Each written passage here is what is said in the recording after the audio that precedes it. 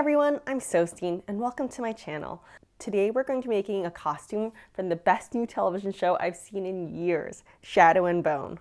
For those of you who haven't heard of it, it's a new fantasy show on Netflix based on the New York Times best-selling young adult series of the same name by Leigh Bardugo. I actually read the book years ago when it came out in 2012 and followed all along with all the books during residency. I really enjoyed the books, but there were a lot of little problems I had with it, and the show actually fixed all of them, which was amazing, and gave me a BIPOC lead that I had always dreamt of. I talked about some of these changes in a video about it that I made with a bunch of my friends, so I won't go into it today, but if you haven't seen the show, I highly recommend it. But if you haven't seen it, you're still safe for this video because there will be no spoilers in this, okay? If you want to hear about my opinions on the show and the BIPOC casting, I will link that video at the end. One last thing, seriously, if you haven't read the books, you actually don't need to read the books to enjoy the television show. I very rarely say that, but seriously, just go watch the show. You can always read the book later. And can I plug this show enough? They're not even sponsoring me like HelloFresh's, but they're not sponsoring me, just a heads up. Shadow and Bone is about a new form of magic that they call the small sciences, which of course is distinguished from actual magic, which is also in the book, which is far more powerful and dangerous. But these small sciences are utilized by people called Grisha who do all sorts of wonderful things with it.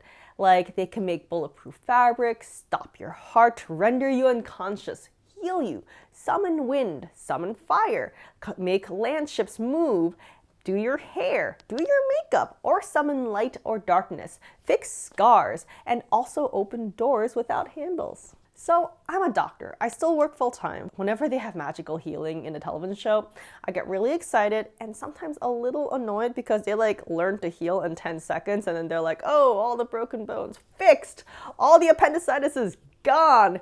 And that's it. I'm like, dude, do you have any idea? Oh, good God. So it's a little bit of jealousy, but it's unfair. I actually have a hard time feeling that way about Shadow and Bone because they make it very clear that the Grisha have worked extremely hard to master their small sciences and thus get good at their jobs. I mean, damn it, if I had to go through 4 years of undergrad and medical school and then 4 years of residency on top of all that to practice medicine, I'm glad these Grisha are working hard. The fact that we know these Grisha train and work so hard to do their jobs made me root for them all the more. Now, for those of you who have seen, any of my costumes, you will know that I have a slight obsession with embroidery. Particularly my favorite is the fancy, heavy, over-the-top embroidery that serves absolutely no purpose than to be absolutely fabulous. And so when I saw all the keftas and the garments of the Grishaverse, I decided I need to make all of them, or at the very least, most of them. I might as well just call this the Kefta channel now. Anyways, the one I wanted the most was actually the healer one. Hold! Your collarbone is fractured.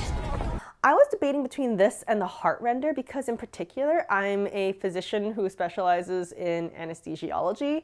And I feel like heart renders who can make people unconscious from far away is basically magical anesthesia. I use propofol and anesthetic gases and they stop the blood flow to the brain to knock you unconscious, which is actually kind of amoral because there's a lot of things that can actually go wrong with it, especially since in order to keep them asleep for a while, you will need to decrease blood flow to their brain for a very long period of time, which can result in a stroke, especially if you have damaged parts of the brain or other comorbidities like diabetes or hypertension.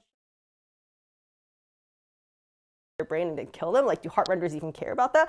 So I do have opinions, but I don't disapprove enough of them to not make it, and I still think they're really cool, so I'm totally gonna do it. But that's for another episode. I consider myself a healer first, so I want to make myself the Healer Kefta.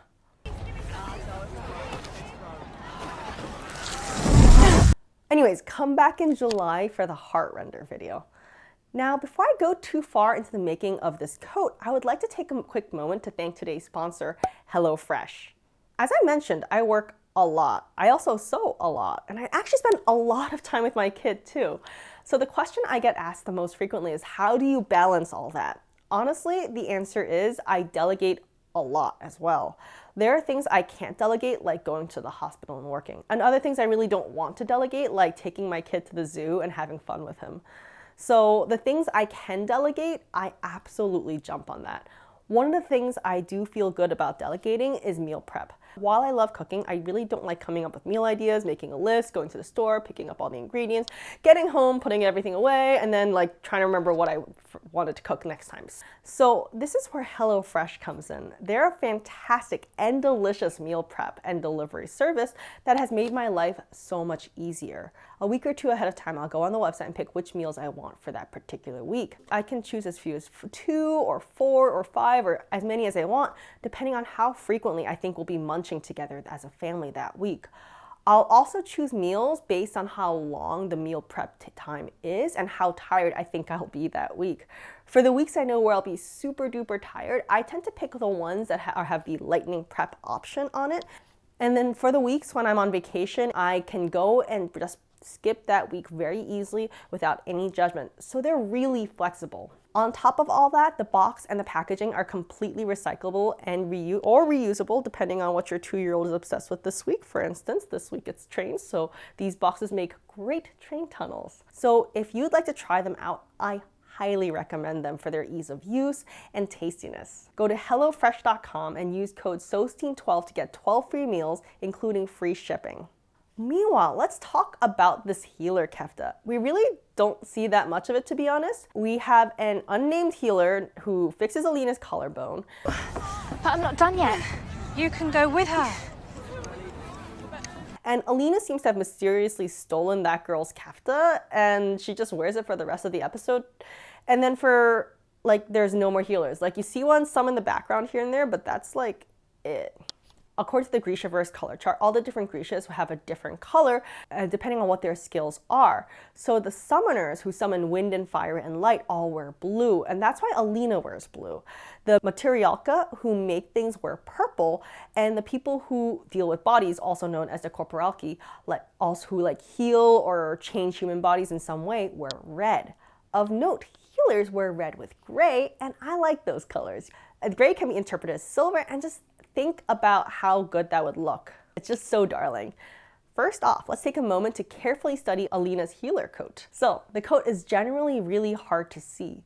You can definitely see some of the princess seams and a bit of the embroidery. The coat is meant to be borrowed, so it's supposed to be a little large on her, but even so, you can see where the tailoring is just perfect. Like the shoulder seam is just right on Alina's shoulders. Now what I'm seeing is a waist seam there, 2 princess seams in the front, and a center closure with a placket, some buttons, and some princess seams in the back, as well as a center seam.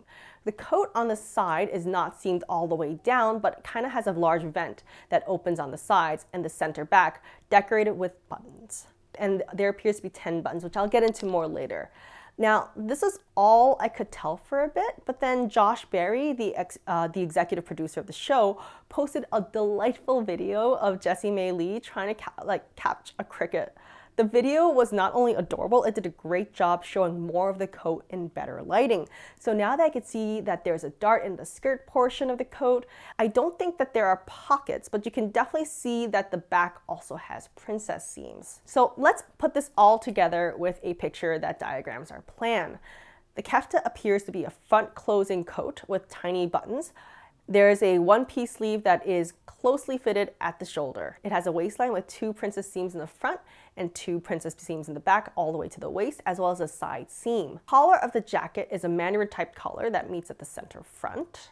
Now for me, after some thought, I decided to make mine based on the original, but I am gonna change mine up a little bit. I really am not a big fan of the silk taffeta that borders all of the edges. Mostly because I feel like it detracts from the embroidery. I promise I will do more screen accurate ones in the future, but for me, this is like my healer coat, and I plan on wearing this as my healer coat daily. So I want it to be the way I want it to be versus an exact replica just for the sake of being a replica. But again, I'll make ones that are screen accurate in the future. Now let's get started with the best part, the embroidery. Getting pictures of this to digitize was hard, and considering that I started the digitizing process around 24 hours after the show came out, There really wasn't much to go on social media at the time. This is before Josh Berry put his pictures up. So I got these grainy photos and just started there. I also tried to digitize the front from these grainy stills, but there really wasn't one good picture that I could just copy. So what I did was what I do when I really don't have sufficient images. I kind of make it up. The easiest way to make things up for me is when I can draw it. So what I did is I drafted a jacket on my Beatrice dress form using the draping method, giving sufficient room in the seam so that I could wear this on top of scrubs or a sweater if I wanted.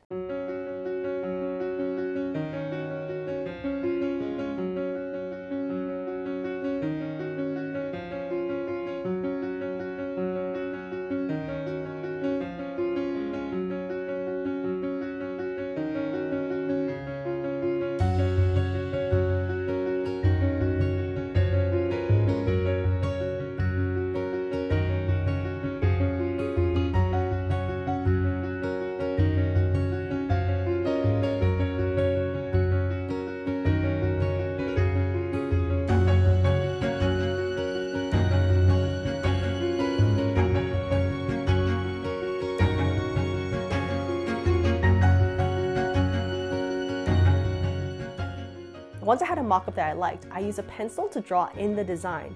I personally find drawing things out with pencil to be so much easier for my brain to wrap around than drawing it on a computer or digitizing freehand. So this is the way that I like to do things personally.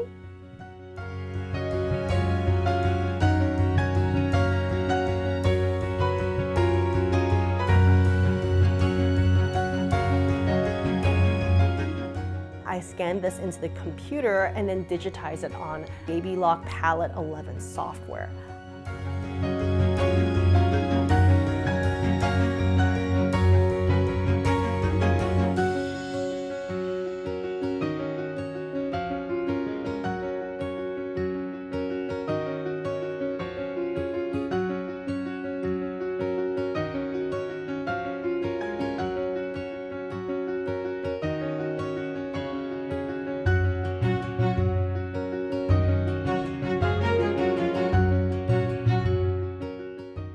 I stitched out using whatever metallic threads I happened to have in my house at that time on my Baby Lock venture and made sure that I liked it. This is the first draft and I actually already loved it. There were some things I wanted to change and fix, but overall I thought the design worked really well and was sufficiently similar enough to the one on the show that I didn't mind if there were any other mistakes. Once I knew this was working, I started digitizing the back, the sleeves, the collar, and everything else I felt that needed fixing. While I did have good pictures of the back, I did not have pictures of the sleeves and the collar at all. So I kind of made up the sleeves and the collar, and I hope you can't tell.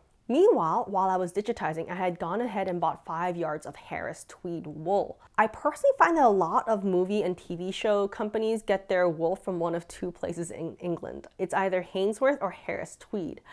I don't have confirmation, of course, but I thought they may have actually used the red wool for the coats from Harris tweed, since the one on the show appears to be like this mottled red-black blend, and Harris tweed sells a fantastic red-black blend as well. Either way, Harris tweed's wool is fabulous, and I know this from previous experience that it embroiders like a dream. For those of you wondering, I did end up using 3 yards for the coat for my size 4 size. Once I got the wool, I traced out my pattern onto the wool using tailor's chalk and then started stitching out the embroidery on my Baby Lock venture using Madeira metallic thread, which I bought about 65 kilometers of.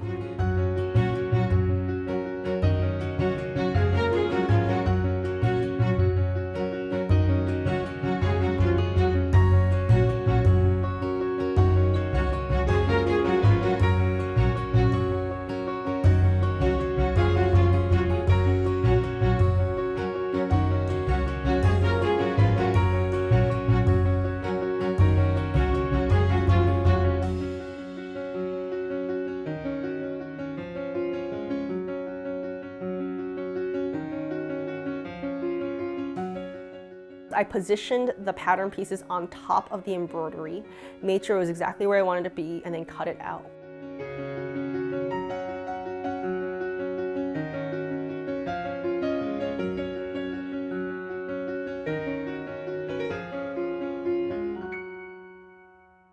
honestly, after the 30 hours or so of planning, drawing, testing, embroidering, digitizing, embroidering again, it was so incredibly satisfying to see this whole coat come together in about 2 hours. Like to go literally from a couple of embroidered pieces on some wool to an actual jacket-like structure.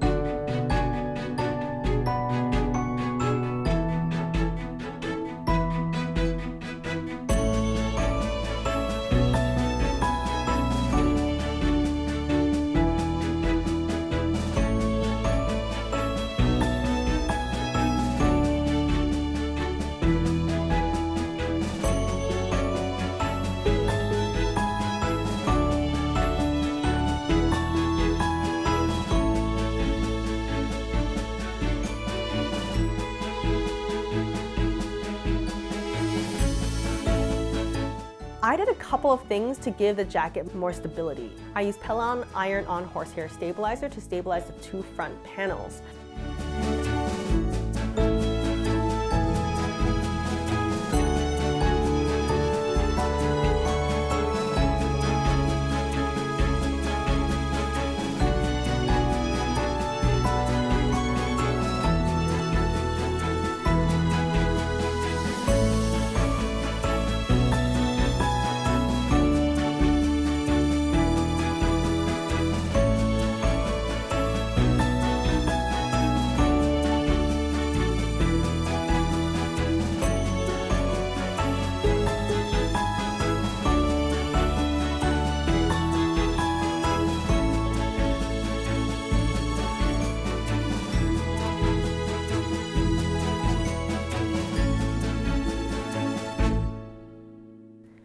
At this point, I realized I'd never really drafted the skirt. I had procrastinated on this part earlier, so I suppose it was time to do it. So for my guess, this is a trapezoid-shaped piece with a dart that lines up to the princess seam in the front and the back. So after I patterned this, I cut out the 4 skirt pieces, 2 for the front and 2 for the back, they're all mirrored. And then I sewed it about 10 inches for the back vent, and I sewed it down 12 inches at the sides. Of course, I didn't just sew it down, I actually also added pockets. I'm pretty sure the original coat did not have pockets because that's what they do for a lot of these movie productions. However, I need pockets, so mine does. If you're curious how to put in pockets, please check out any of my cottagecore dress videos. I pinned this jacket top right sides together, but the area around the darts I kind of left free, so I sewed this all except for those dart areas. Afterwards, I manually pinched the dart, the length I want to be, which was about 12 inches for each dart, and then sewed the darts in the position that it would match up to the princess seam on the jacket. After I sewed the darts, I made sure that the dart and the princess seam lined up just perfectly, and then sewed the jacket to the skirt at those portions. I know that's a little confusing, but I hope it helps. For the very, very front seam, I used 1/2-inch iron-on hem tape to glue down the front fold. This holds down the wool nicely so that the front keeps its shape, but the glue also acts as a further stabilizer so that the front of the jacket is nice and stiffened. I personally like to do this for a lot of my coats.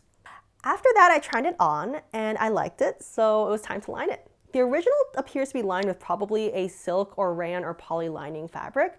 As I said, mine is not going to be completely screen accurate, but rather for daily wear, so I wanted something more comfortable than satin.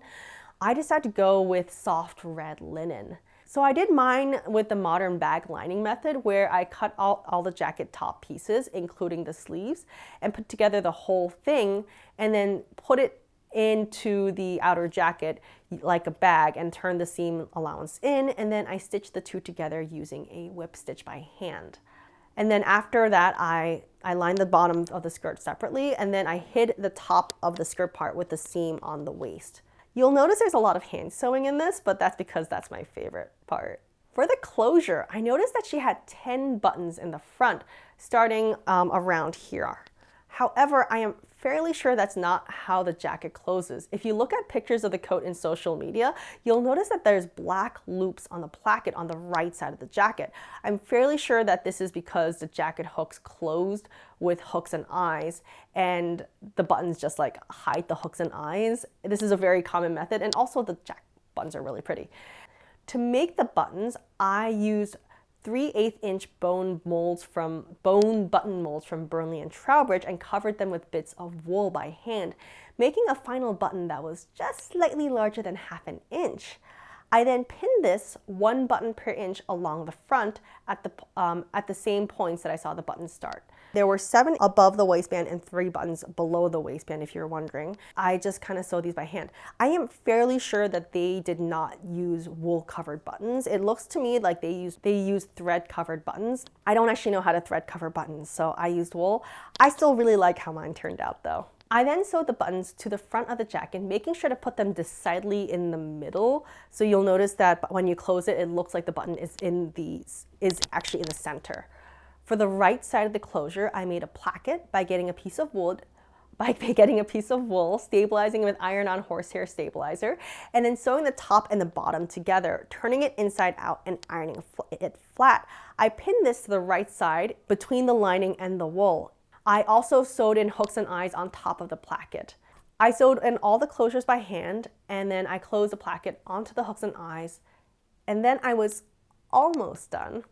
Finally, I sewed in a few buttons along the side of the jacket. I actually ran out of buttons, so while Alina has 5 buttons on each side of her jacket, I only have 3, at least until more buttons come in. And thus, I was done with my first of many keftas. So now all the world can know how proud I am to be a healer in my own way, even if it is without the small sciences. I plan on wearing mine to the grocery store and to work, but of course, the first thing I did was put it on and strut around my house and my green screen. Time to edit me into the movie, I guess.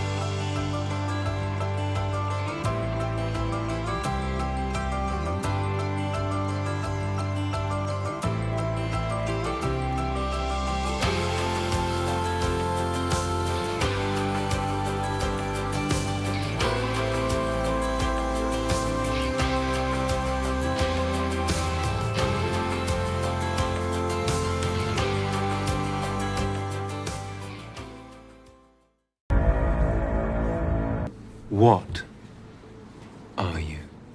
Oh, okay. Well, I'm a doctor. I like to sew a lot. I am a mom. I'm a wife. I also do a lot of embroidery. I consider myself a textile artist. Did you want like one answer or like multiple? Because I'm really against putting people in a box. I don't think anyone is like one thing, if that counts. Is that okay?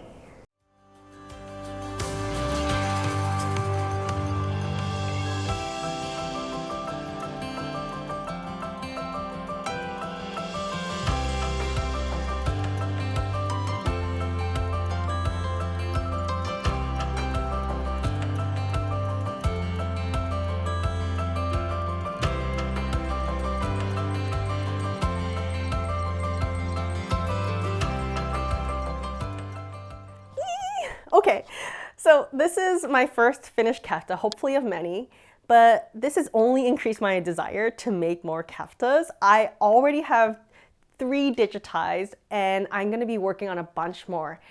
If you're interested in making your own kefta, I would like to say that my kefta pattern, like the base jacket, that pattern is available for free on Mood's blog.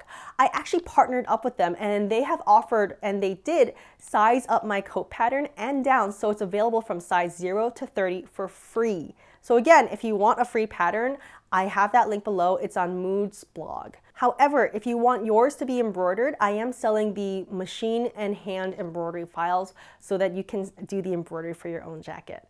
You can find this on my Etsy store. I have also linked that below. If you don't own an embroidery machine, for a limited time, I am also offering appliques that you can literally cut out and glue or sew onto whatever coat you have. So those will be available for a very short period of time until I run out of appliques. I'm only going to be making like 16 of them. So grab them while you can. Meanwhile, next week, I'll be tackling a different kefta of a whole different size, the darkling kefta for my husband. He's even working on his Ben Barnes beard for me, so thanks, husband. I want to hear all about which one your favorite kefta is and which one you'd like to see me make next. As you know, I do take ideas from my comments, so please feel free to comment below. Thanks for watching, and if you like this, please remember to give the video a like and a subscribe, and don't forget to click the bell.